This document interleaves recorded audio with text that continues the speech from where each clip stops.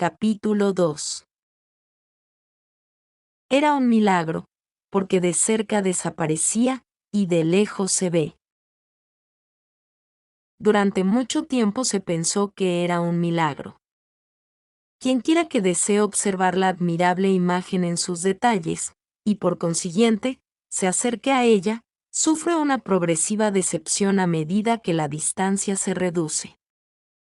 Mirada a simple vista, la imagen parece palidecer a cada paso, como reabsorbida por la tela, hasta que, a la distancia aproximada de 1 metro, no se percibe casi nada, a no ser matices sin forma, o nada en absoluto. Si uno se acerca más aún, se hace casi imposible distinguir entre las áreas en que aparece la imagen y aquellas en las que nada se ve. Este turbador fenómeno se produce tanto al observar el original como al estudiar sus fotografías a escala. Un fenómeno como este no ocurre con ninguna pintura. Acercándose y fijándose en un detalle, se ven a menudo estructuras muy diversas del efecto de conjunto, sobre todo en obras de determinadas escuelas pictóricas. Los impresionistas, los divisionistas, los Macchiaioli o creadores de manchas, pero siempre se ve algo. En la sábana no se ve nada. Ahora bien, nuestro ojo está hecho de tal manera, que a fin de percibir mejor los objetos, ve con mayor nitidez los contrastes de sus bordes. Es como si exaltase los confines entre un objeto y el espacio que lo rodea. Pero si el ojo observa imágenes muy pálidas y de confines indefinidos, empiezan los problemas. Así lo experimentan los radiólogos cuando examinan placas con imágenes muy tenues. Ahora bien, la imagen de la sábana es débil y pálida, y no tiene un contorno, un trazo dibujado que defina sus bordes.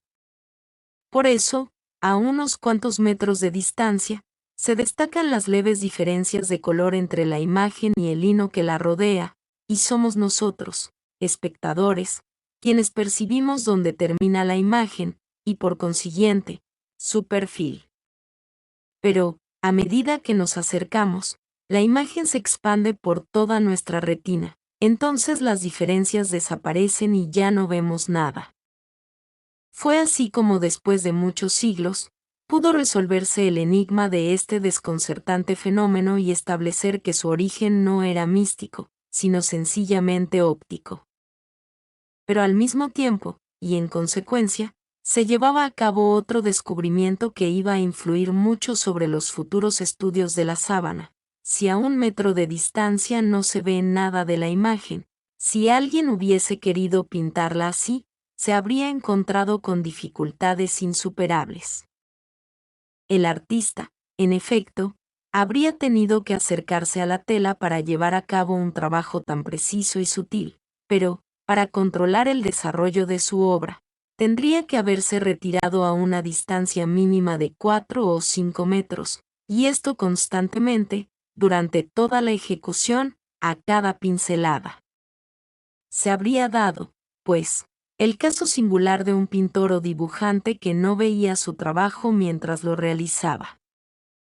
Ya Paul Vignon, en 1902, había observado que la imagen del lienzo, tan leve e inaprensible como es, parecía, sin embargo, más oscura en aquellos puntos en que, según la lógica, la tela se habría adherido más al cadáver en la nariz, nudillos de los dedos, rodillas, pies, y clara o casi invisible, en los puntos donde la tela se habría mantenido más separada, cuencas de los ojos, lados de los brazos y de las piernas, entre los dedos.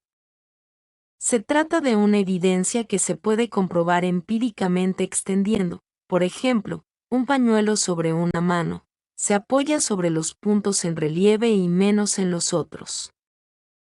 En los tiempos de Vignon esta observación parecía bastante convincente, pero todavía era imprecisa e incontrolada. Y de ninguna manera estaba claro si aquellos claroscuros dependían del artificio pictórico de un artista, o si en cambio, habían surgido realmente de las diferentes distancias entre la tela y un cadáver. En esto pensaba justamente, en Albuquerque, Nuevo México, John Jackson, un joven físico del Air Force Weapons Laboratory, donde trabajaba en la investigación sobre rayos láser, durante el verano de 1975.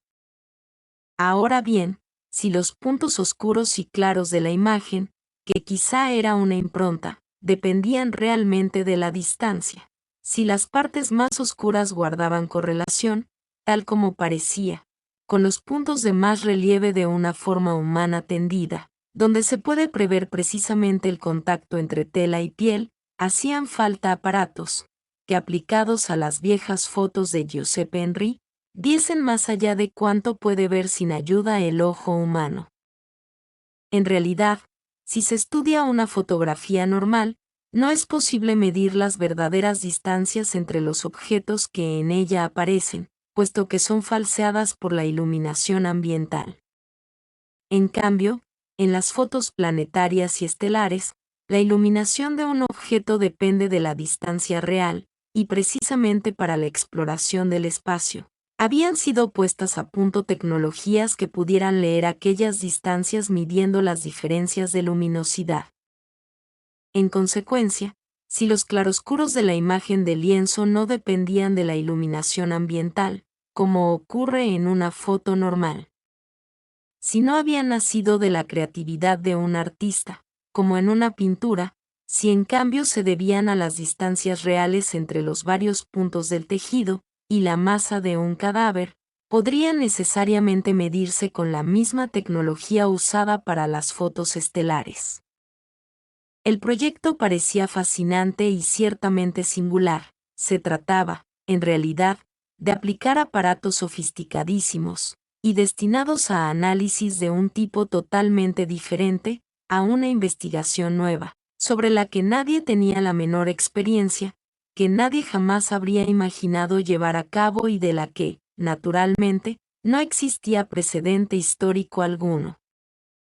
Y así quedaron comprometidos en esta investigación algunos de entre los más hábiles especialistas mundiales en análisis de imágenes. Llegó Donald Devon, judío ortodoxo, de Information Science. Llegaron expertos de los Alamos Scientific Laboratory, sobre quienes pesaba la dramática celebridad de las investigaciones sobre energía nuclear, y otros de los Sandia Laboratories, de Albuquerque, centro de investigaciones y de experimentaciones avanzadísimas, protegidas por los más severos controles de seguridad. Llegaron los hombres del Jet Propulsion Laboratory, que fueron los primeros en ver, elaborar y difundir unas fotos. Las míticas fotos de los planetas jamás pisados por un ser humano, Marte, Venus, Saturno. Sobre un tejido de lino espigado, de peso igual al de la sábana, se reprodujo una copia perfecta de la imagen de la sábana. El tejido fue colocado luego sobre el cuerpo de un voluntario, de estatura igual al de la imagen, barbudo, tendido horizontalmente en la posición que la imagen sugería. Se hizo corresponder exactamente los diversos puntos de la imagen de lino, frente, nariz, manos, rodillas, puntas de los pies, con los del cuerpo tendido. Desde diversos ángulos se tomó una serie de fotografías, primero con el tejido sobre el cuerpo y luego del cuerpo, en la misma posición, pero sin el tejido. Las dos series de fotos fueron superpuestas, y mediante técnicas ingeniosas, se determinó la distancia entre el cuerpo y el tejido en los diversos puntos. Luego, la fotografía de la imagen de la sábana fue descompuesta en muchos millares de casillas, como las piezas de un mosaico, y se midió la luminosidad de cada una de las casillas. Se comparó la luminosidad de cada casilla con la distancia que, en el punto correspondiente, había sido medida entre el cuerpo del voluntario y el tejido de la copia. La investigación, complejísima, porque afectaba a millares de puntos, fue desarrollada por una computadora. Se descubrió que existía una relación precisa entre los puntos en que la imagen del lienzo era más intensa, y los puntos donde el cuerpo del voluntario tendido presentaba los mayores relieves, y asimismo, entre los puntos donde la imagen era más pálida, y los puntos más hundidos del cuerpo del voluntario. La imagen muy intensa correspondía al relieve máximo de la punta de la nariz, de las manos cruzadas, de las rodillas.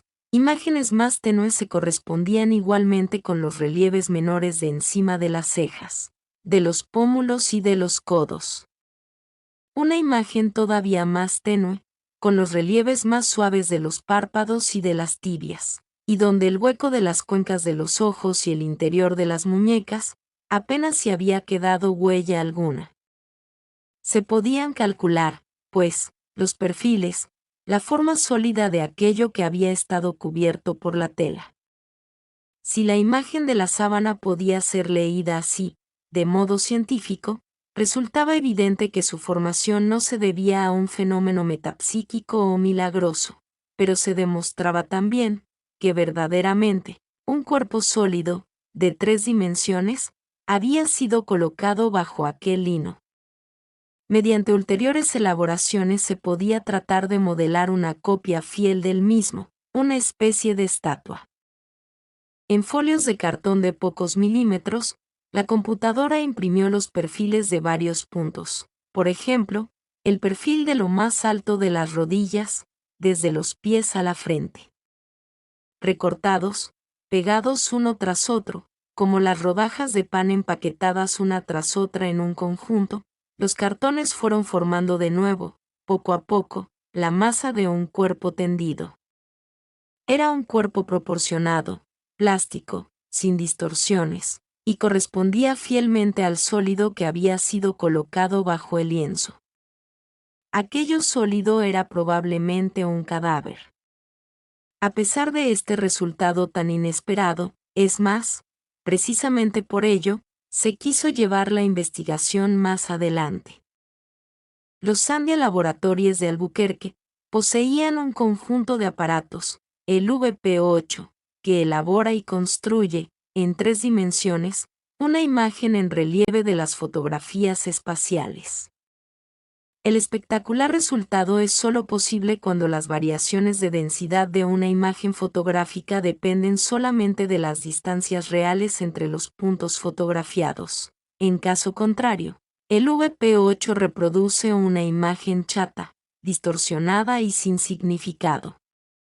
Cuando las fotos de la sábana que había realizado Giuseppe Henry fueron metidas en el aparato, este devolvió sobre la pantalla las 3 dimensiones perfectamente equilibradas de un sólido, la forma plástica de un cuerpo humano tendido. Era un descubrimiento perturbador. Los aparatos científicos afirmaban lo que el ojo humano jamás había conseguido ver y la razón rechazaba. Se pensó que quizá algunas desconocidas características del tejido de la sábana podían haber producido tan singular resultado. Se repitió el experimento sobre las fotografías de 2 cuidadísimas copias pictóricas de la sábana, que se conservan en Turín. Pero el VP8 no fue capaz de obtener una imagen tridimensional, como no es capaz de hacerlo con ninguna pintura ni con fotografía normal alguna. Entonces se pensó en las fotografías utilizadas para el experimento. La forma de aquel cadáver misterioso emergió del experimento con una evidencia todavía más realista. La impronta de las rodillas, de las manos y de la cara se afinó hasta convertirse en algo casi palpable. La parte posterior, puesta más en evidencia en los detalles, apareció más plana y alargada. El cuerpo que había sido apoyado sobre la tela por los hombros, las caderas, la espalda, se había aplanado un poco, como ocurre cuando un cuerpo se tiende, por ejemplo, sobre una mesa. La impronta reproducía rigurosamente la ligera deformación de los hombros y de las caderas, y así se veía que era la huella de un cuerpo de carne, y no de un modelo o de una estatua, que no se habrían deformado. El lino de la sábana era portador de la memoria del cuerpo que había sido colocado en él. Era una memoria muy precisa. Los largos cabellos, sobre la nuca, aparecían como comprimidos contra la cabeza. En cambio, sobre la frente y a los lados del rostro mantenían su suave relieve natural. Alrededor de la cabeza, sobre la frente, sobre las sienes, sobre la nuca, resaltaba una corona de señales oscuras, que la computadora había puesto en evidencia. Eran heridas. Fin del capítulo 2.